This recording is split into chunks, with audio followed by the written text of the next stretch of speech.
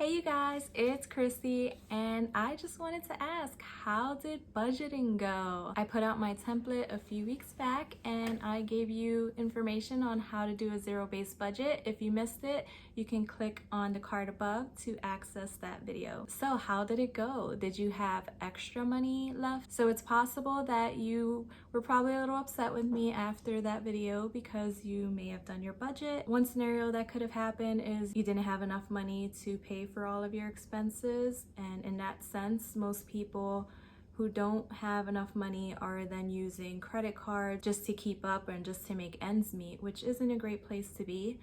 Or you can be on the opposite end of that where you have extra money and you're now wondering what is going on, why do we have so much money and where is it going? So doing a budget will actually help you keep track of that, and it'll help you to know what's going on with your money. It's just like a picture of your finances and a picture of your income and your expenses, and just to see exactly what's going on and what can be improved upon, what can we cut back on, things like that. So a lot of people see budgeting as limiting yourself, and in a sense it could be if you need to cut back on things, but it's also just to make sure that you are on track with your goals and that you have a plan for your money, because we want to make sure that we are reaching our financial goals. And without a budget, it's very difficult to do that. And I know some people say, oh, I do a budget in my head and it's fine, it works. I used to be one of these people. I used to just do the budget in my head, and it's not really a good way to handle your money because you're not really seeing what's going on. And thinking back, I don't know about you, but my memory is awful. Like, it's pretty bad. So I don't remember every place that I put my money. Like, I don't remember how much I spent in groceries back in 2005. I don't remember how much I ate out at restaurants in 2006. Like, it's just impossible to keep track of that in your head. You don't know. So no matter how you do your budget, whether you're one of the people who like to write it out on paper, or you're one of the people who like to use a budgeting app, or you're one of the people who like to use a spreadsheet, it's all up to you how you decide to do that. But I just highly recommend that you just do not do the budget in your head, because it's just impossible to remember every single thing you've spent your money on. Okay, so right now I want to speak to the people who completed their budget and they see that there's not enough money to pay all of their expenses. And this might be tough to see. And I want you to look at it and see, is there anything that you can cut back on? Like, is the grocery budget too high? Can you cut back on that a little bit? Can you do meal planning to, cut back a little bit on that? Because I'm not great with meal planning, but I know a lot of people who do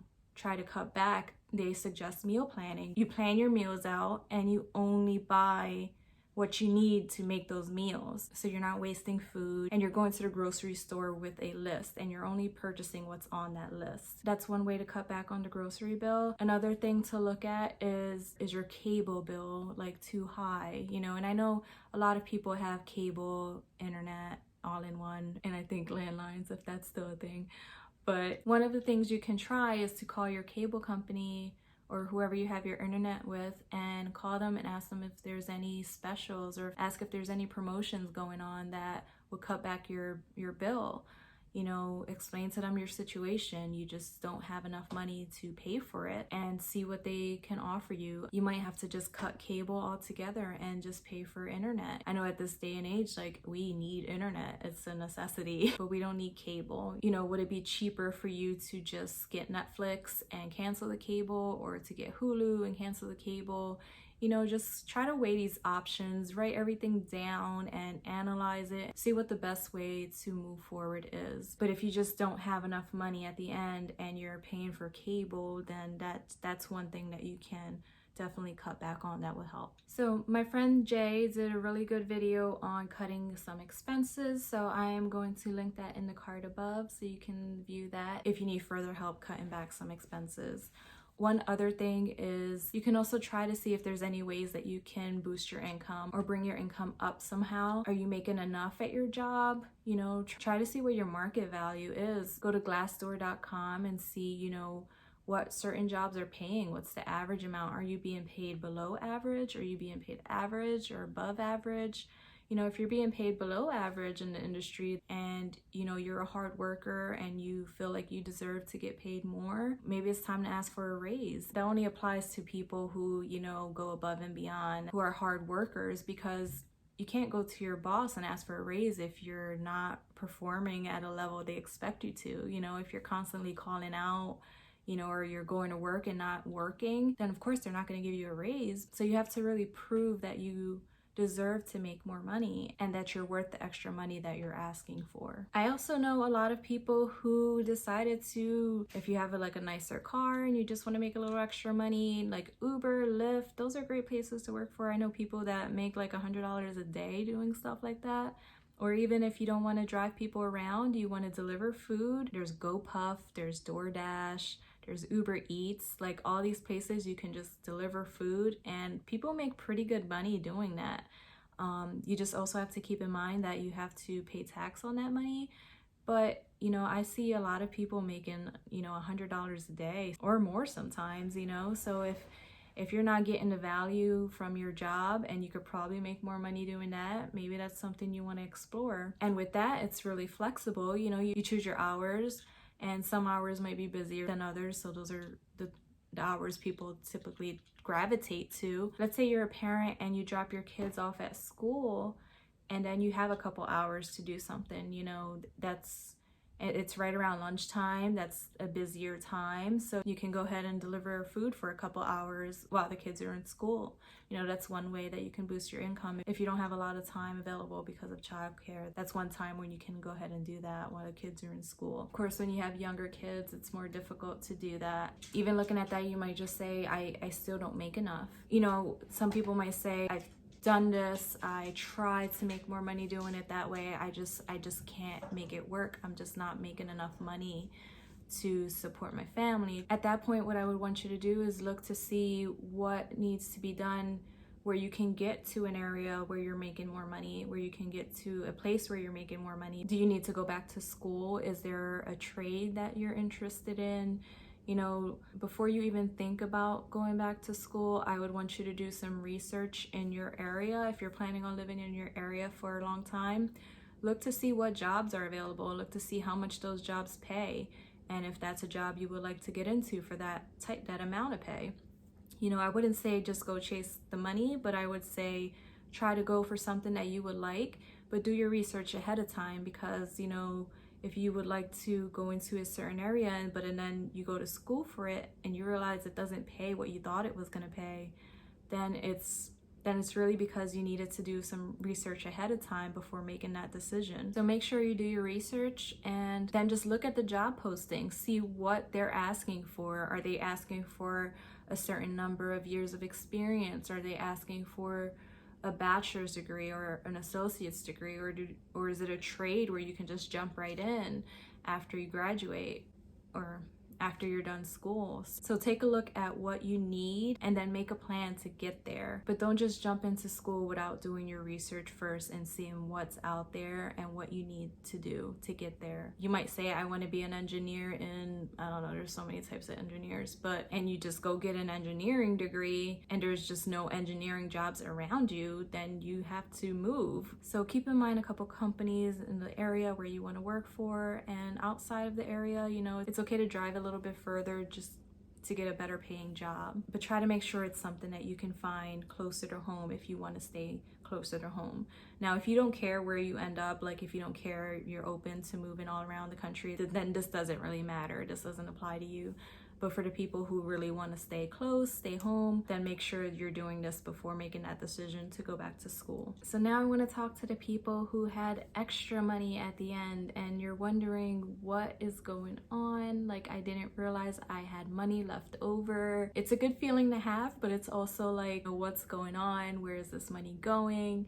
And that's when you need to step back and start tracking your expenses. And you can go backwards too. You can look at your past couple months of bank statements and see, what you're spending your money on. But try to start planning out your money ahead of time before the month begins and outlining that plan and sticking to it. And that's how you can really focus your money in the areas where you need it to go. Now you might realize, I actually can start saving for an emergency fund. I can put money away to reach my 3 to 6 month emergency fund. Or so you might be asking yourself, what do I do with this extra money? You know, it's something I never really realized I had, and now that I realize it, I want to take some of the control back, and I really want to start focusing on where this money is going, and I want to start telling it where to go. So at that point, you need to come up with a plan for your money, and I highly recommend following Dave Ramsey's baby steps when it comes to personal finance.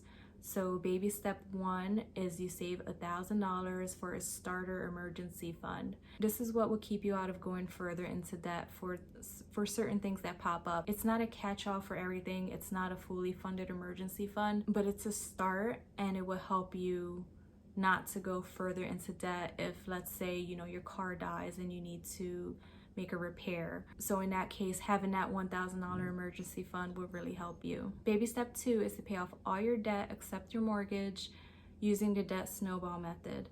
Now, the debt snowball method is to list all your debts from smallest to largest, and you start with the smallest debt first. So if you have a $300 debt and you have a $10,000 debt, you want to start with the $300 debt, and then you want to eventually move up to the $10,000 debt. And the way the debt snowball works is you attack the smallest one, and then you roll any payments into the next debt.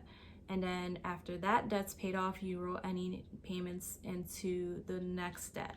And you make minimum payments on all of the debts throughout the process. So this method really works. It's really an encouragement to see those small debts, you know, out of your life, and it encourages you to keep going. I know a lot of people recommend a debt avalanche, which is to pay off your highest interest debt first. While this would save you money in the long run, it doesn't really keep you motivated to keep going, you know, so it takes you a little bit longer because the interest is so high. So it takes you a little bit longer to pay these debts off. Because of that, you feel like you're not making any progress. But with the debt snowball, you feel like you're making progress. When those small debts are gone and you're rolling those payments into the bigger one, you know, you're tackling that big one. And there's just something about it that it makes you feel like you can do this. And it'll just keep you motivated to continue and to keep going, to keep moving forward, paying off your debts. Baby step 3 is to save 3 to 6 months of expenses for your emergency fund. So your emergency fund is gonna look different depending on what stage you are in life. So everyone's emergency fund is gonna be a different amount, you know, so it's not really like, you know, you should save $5,000, $10. No, it's based off of your personal expenses. So 3 to 6 months is what Dave Ramsey recommends. And for the most part, three months is good for most people. If you have more of a commission-based job where you're not sure how much you're gonna be making, I would lean more towards the 6 months if that's your case. But ultimately, you just wanna save an amount that you're comfortable with, but no less than 3 months. And I know a lot of people are probably saying, how in the world am I gonna save 3 months of expenses? Like, this is just so much. But if you stay out of debt and you're figuring out ways to increase your income, then this would be easier for you. There's like a hidden baby step in between baby step 3 and baby step 4, which is baby step 3B.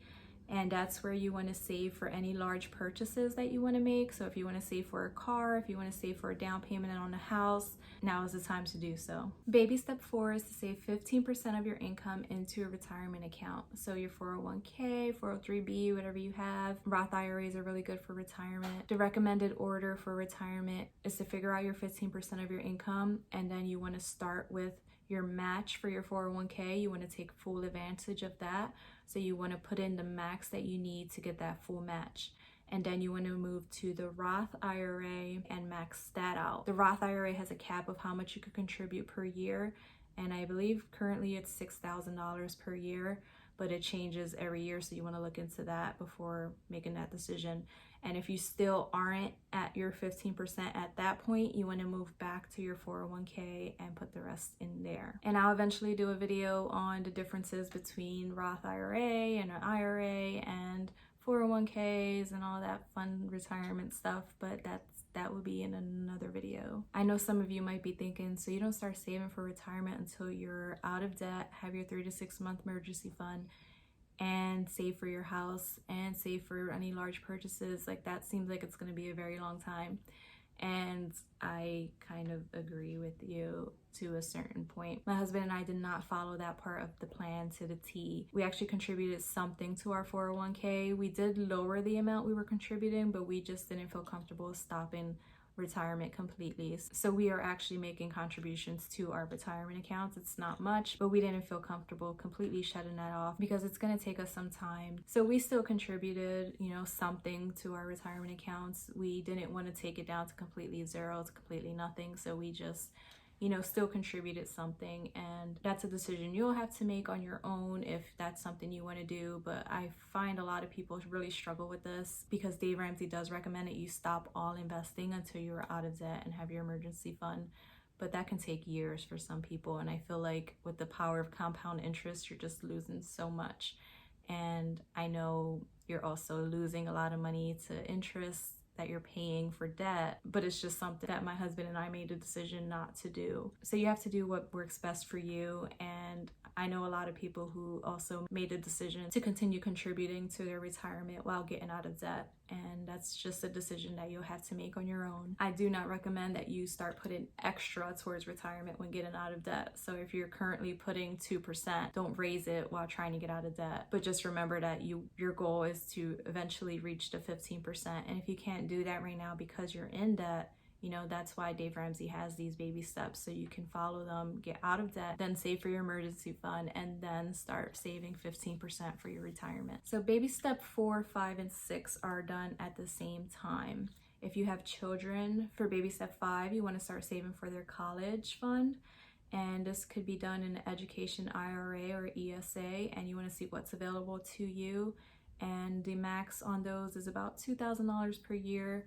So if you're able to max that out, that will be wonderful. So with those accounts, you can just save that amount for your kids' college. And the sooner you start, the better. So the younger they are, the better it is to start saving for college because that money will grow. Baby step 6 is to pay off your house early, pay off your mortgage early. So just like you were attacking that debt in baby step 2, you want to start, pay off your mortgage early. You don't have to be as intense as you were in baby step 2 because baby step 2, you're really focused on getting out of that debt. But with baby step 6, you have a little more room for freedom, but you just want to make sure that you're paying off that mortgage early. Because if you don't and you have a traditional 30-year mortgage, by the time you're done, it's like you purchased 2 houses really, because the amount of interest you pay is so much. And if you've ever looked at your amortization schedule, which they clearly provide you when you sign up for a mortgage, they give you this information of how much interest and principal you're going to be paying. Sometimes you could buy a whole nother property for that amount of interest that you're paying. So it's a good idea to pay off your mortgage early. And can you imagine a life without a mortgage payment? Like seriously. Which leads us to baby step 7, which baby step 7 is to build wealth and give. Now, you should always be giving, throughout this whole baby step journey. And at this point is when you max out all your retirement accounts. You no longer have a mortgage payment, so you have money to do that now. Still have to pay for taxes and insurance on your house, of course, but you no longer have that principal and interest payment that you're making.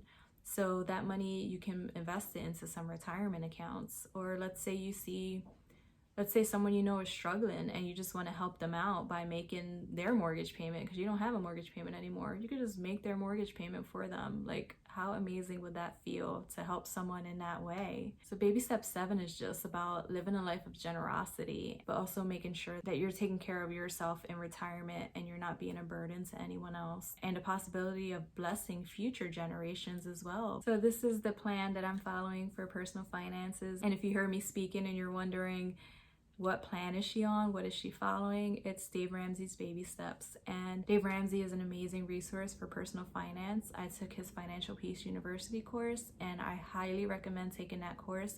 This isn't an affiliate link. He does not offer affiliate marketing, so I do not get paid to tell you this, but I highly recommend taking his course. It's very affordable. You can start saving for it in your budget now, to eventually take it. But I highly recommend taking his course no matter where you are in your financial journey, because he goes into so much more other than just the baby steps. He goes deeper into, what insurances you should get. He just digs deeper into financial security and into financial peace. And I feel like there's a lot of other plans out there, but they don't give you the peace that this plan will give you. Living a life without debt, it's less risky. You know, if you lose your job, you don't have to worry so much about, you know, your car being repossessed because you can't make your payments, or your house being foreclosed on because you can't make your payments. So I really feel like his plan is very clear, and it gives you just an outline for how to handle your money, and it's just an amazing plan to reach financial peace. So Dave Ramsey's methods might not be for everyone, but if you really truly want that financial peace and you want less risk, then he is definitely the person that I recommend. Dave Ramsey would never recommend that you get into debt of any kind because his principles are based on the Bible, and in the Bible it says the borrower is slave to the lender. And he takes that to heart. He does not want to be in debt for anything. The only type of debt that he is okay with, I wouldn't even say recommends, the only type of debt that he's okay with is a 15-year fixed rate mortgage, and at that, in which you put 20% down to avoid PMI. And that's the only type of debt that he is okay with you getting into. So other than that, he does not want you to be in debt at all. And he never takes out debt for anything. Now, I read Rich Dad, Poor Dad by Robert Kiyosaki, and I started to have different views on debt. Robert Kiyosaki believes that there's good debt and there's bad debt.